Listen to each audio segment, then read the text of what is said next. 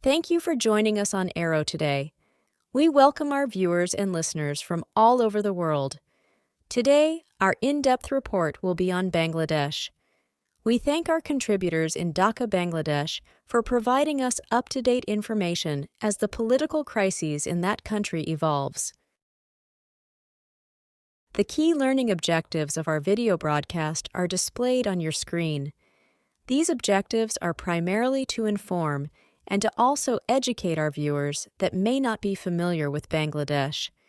They will cover the geography of Bangladesh, governmental leadership, the civil protests, riots, resignation of the Prime Minister, formation of an interim government, and concerns by legal experts that an interim government may be unconstitutional.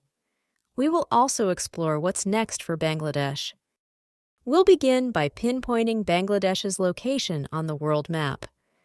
Nestled in South Asia, this vibrant country has much to offer. Its strategic position makes it a key player in the region, with unique geographic features that influence its culture and economy. The capital of Bangladesh is Dhaka, a megacity with a population of 10 million people as of 2022. The entire Dhaka metropolitan area has a population of approximately 22.4 million residents. Bangladesh shares its borders with two significant neighbors, India and Myanmar. To the west, north, and east, it is surrounded by India, while Myanmar lies to the southeast, with the Bay of Bengal to the south. Its strategic location connects it to major trade routes. Despite its small size, the country's geographical diversity makes it a unique and vital part of the region. The Ganges, Brahmaputra, and Meghna rivers are lifelines for Bangladesh. These rivers create fertile plains, supporting agriculture and livelihoods. The river systems also play a crucial role in transportation and trade, making them integral to the country's economy and daily life. Bangladesh's topography includes vast plains, rolling hills, and the world's largest delta. The flat plains dominate much of the landscape, while the Chittagong hill tracts add a hilly dimension. The Sundarbans mangrove forest, part of the delta, is a UNESCO World Heritage Site, showcasing ecological diversity. Bangladesh is home to a diverse population, with approximately 170 million people living within its borders. The vast majority of these individuals identify as Bengalis, forming the predominant ethnic group. There are also numerous indigenous communities, each contributing to the nation's rich cultural mosaic. Religion plays a significant role in the daily lives of Bangladeshis. Islam is the dominant faith, practiced by the majority of the population. It influences many aspects of life, including laws, customs, and celebrations, creating a cohesive social fabric rooted in shared beliefs. Hinduism is the second largest religion in Bangladesh, practiced by a significant minority. Hindu communities maintain their traditions and cultural practices, including festivals and rituals. These practices add to the country's cultural diversity and are celebrated alongside Islamic traditions, showcasing religious harmony. Other religions, such as Buddhism and Christianity, are also present in Bangladesh, though their adherents are fewer in number. These communities contribute to the country's multicultural landscape, enriching it with unique traditions, festivals, and perspectives that coexist with the majority Muslim population. Sheikh Hasina, the recently ousted Prime Minister of Bangladesh, has been a prominent figure in the country's political landscape. She was, until her resignation, the world's longest-serving female head of government. Hasina, 76, is the daughter of Bangladesh's founding father, Sheikh Mujibur Rahman. She was first elected as Prime Minister in 1996 and again in 2009, serving a total of 20 years in office.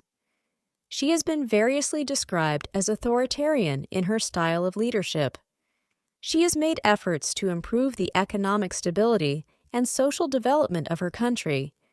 She is also focused on strengthening democratic institutions and promoting women's rights. Since taking office in 2009, Sheikh Hasina has led Bangladesh through a period of notable economic growth and development. Her administration has implemented policies aimed at poverty reduction, infrastructure development, and education improvement. Her tenure has been marked by both praise for economic achievements and criticism over governance issues. The economy of Bangladesh is diverse and dynamic, with significant contributions from the textiles, agriculture, and remittance sectors. The garment industry, in particular, is a major economic driver, providing employment to millions. Agriculture remains vital, supporting rural livelihoods, while remittances from abroad bolster the national economy. Bangladesh's GDP has shown impressive growth in recent years, reflecting the country's economic resilience and potential. The estimated nominal GDP grew from $446 billion in 2023 to $455 billion in 2024, ranking 34th worldwide. The nominal per capita GDP in 2024 is estimated at $2,650, ranking 137th worldwide. This growth has been driven by increased exports, particularly in textiles, and substantial foreign investments. Despite these advances, challenges such as poverty and unemployment persist, requiring continued efforts for sustainable development. Despite its economic achievements, Bangladesh faces several challenges. Poverty remains a significant issue, affecting millions of citizens. Unemployment, especially among the youth, poses a persistent problem. Additionally, the economy is vulnerable to natural disasters, which can disrupt agricultural production and other critical sectors, impacting overall economic stability. Now, let's turn our attention to the current volatile political situation in Bangladesh. The most recent protest in Dhaka, originally sparked by students in July, has escalated into a riot over a job quota scheme. A group called the Students Against Discrimination has been involved in the civil unrest. This policy, reinstated by a court, reserved 30% of government jobs for descendants of veterans from the 1971 Independence War, mainly linked to Hasina's Awami League Party. Additionally, 26% of jobs were allocated to women, disabled people, and ethnic minorities, leaving around 3,000 positions for 400,000 graduates competing in the civil services exam. With 20% of Bangladesh's approximately 170 million people unemployed, tensions rose when Hasina referred to protesters as Razakars, collaborators with Pakistan during the 1971 war. The Supreme Court annulled the job quota on July 21, making 93% of jobs merit-based. Despite this, protests continued, demanding justice for the over 250 people killed during the civil unrest, and Hasina's resignation. Initially, Hasina's government blamed the violence on the Islamic Party Jamaat-e-Islami and the opposition BNP, but later Hasina labeled the violent protesters as terrorists aiming to destabilize the nation. In the picture on your screen, courtesy Reuters, are the students who spearheaded the civil unrest that ousted the prime minister. The leader of the group is Nahid Islam, married, and born in 1998. He has said the students would not accept any government, led or supported by the army, and has proposed that Nobel Laureate Muhammad Yunus be the chief advisor. On his Facebook page, he has also written, "Any government other than the one we recommended would not be accepted." Speaking with reporters, he said, "We will create a new democratic Bangladesh through our promise of security of life, social justice, and a new political landscape." The current political unrest has raised safety concerns by religious minorities. Hindu ethnic minority, approximately 8% of the population, and Christian minority, approximately 1% of the population. There have been long-lasting tensions between the majority Muslim population, 91% of the population, and the other minority religious groups. The ousted Prime Minister Sheikh Hasina is a Muslim. There are also increasing worries amongst the Christian minority that make up approximately 1% of the population of increasing targeted violence. The targeted attacks, destruction of churches, persecution, harassment, and intimidation of Christians has been a constant part of life experienced by Christians. These have been documented by Open Doors, an international organization that tracks these incidences worldwide. Christian and other minority groups remain on high alert. The home of Bangladeshi folk singer Rahul Ananda, who is Hindu, was razed. Mr. Ananda is the frontman of popular folk band Joler Gone that has performed internationally in Australia and Scotland. Per First Post reporting, Hindu homes are being systematically targeted, set on fire, and looted. Women are facing abductions, reflecting the administration's apparent inability or unwillingness to protect its Hindu citizens from escalating violence. One of the most egregious incidents occurred at an International Society for Krishna Consciousness Center in Nuripur, Cholna Division, where attackers set fire to the premises, including sacred deities. 3 devotees escaped, but the attack has deeply scarred the community. Such assaults on religious institutions are frequent in Bangladesh. The lack of a decisive government response has emboldened the perpetrators, exacerbating the crisis and leaving the Hindu community in a state of perpetual fear. Reports indicate a systematic assault on Hindu communities and religious sites, signaling a tipping point. Other government institutions, including the state-owned Bangladesh Television, BTV, was also razed. Amid this turmoil, the attention of the international community is crucial.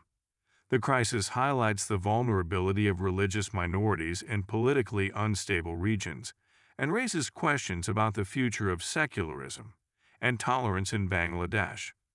Without intervention, the safety and security of the Hindu community remain precarious, with potential long-term ramifications for Bangladesh's social fabric. The plight of Hindus in Bangladesh has been a significant concern for many years. Despite being the second-largest religious group in the country, Hindus often face discrimination, violence, and marginalization. The history of atrocities against Hindus in Bangladesh is marked by periods of intense violence, forced conversions, and systemic discrimination, underscoring the vulnerability of minority communities in a country where religious identity can often become a basis for targeted aggression. Public sentiment is overwhelmingly supportive of the protests, with many seeing them as a necessary step towards meaningful change. Social media platforms are abuzz with discussions and updates, amplifying the reach and impact of the movement. The general mood is one of determination and hope for a better future. International reactions to the protests in Bangladesh have been varied, with several countries expressing concerns over human rights and the government's handling of dissent.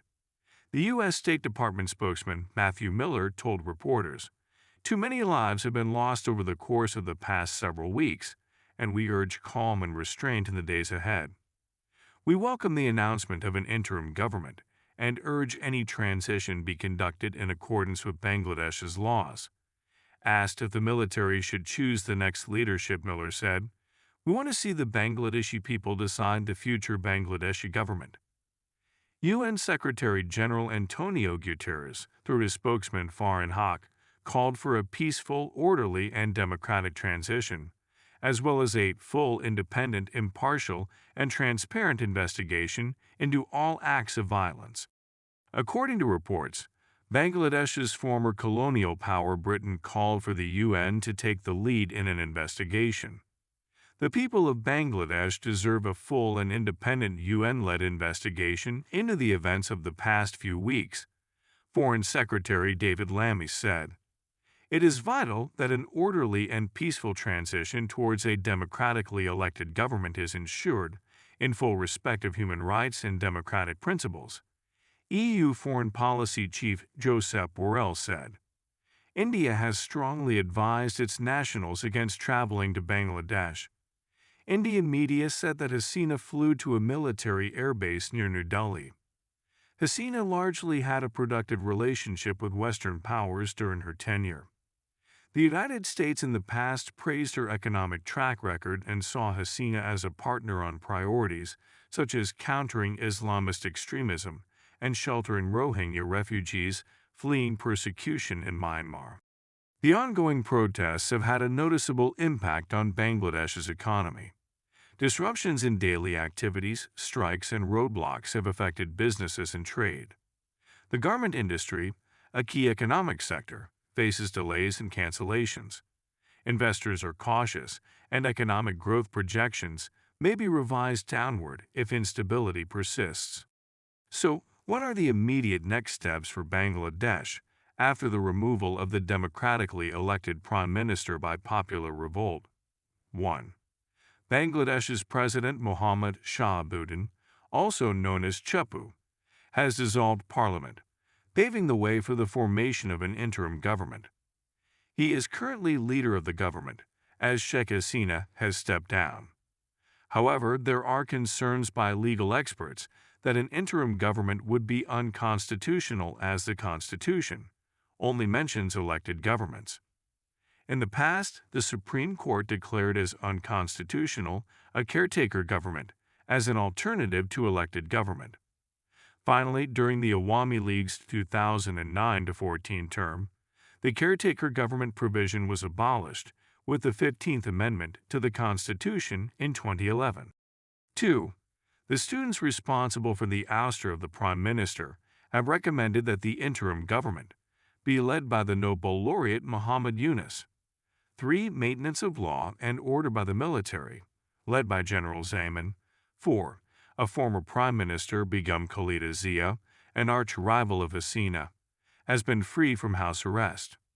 She is the widow of former President of Bangladesh, Ziaur Rahman. She is the chairperson and leader of the Bangladesh Nationalist Party, BNP, since 1984, which was founded by her husband in 1978. She served as Prime Minister twice, from March 1991 to March 1996, and again from June 2001 to October 2006. 5. Additional steps will be announced by the interim government. What's next in Bangladesh will depend on how quickly the interim government is formed. The challenges to the constitutionality of the interim government, the role of the military, and the plans for elections. Thank you. Please, stay safe. On behalf of our team and contributors all over the world, and particularly our local contributors in Bangladesh, I thank you for joining us on this fascinating and rapidly evolving journey through the country. The learning objectives showing on your screen have been met.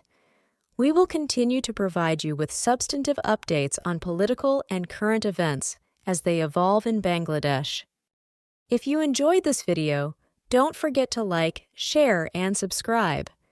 Your support helps us bring more insightful and educational content to a wider audience.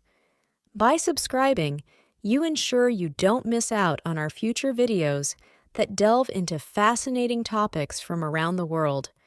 This has been a presentation of Aero Channel in collaboration with Opa Mulero Media LLC.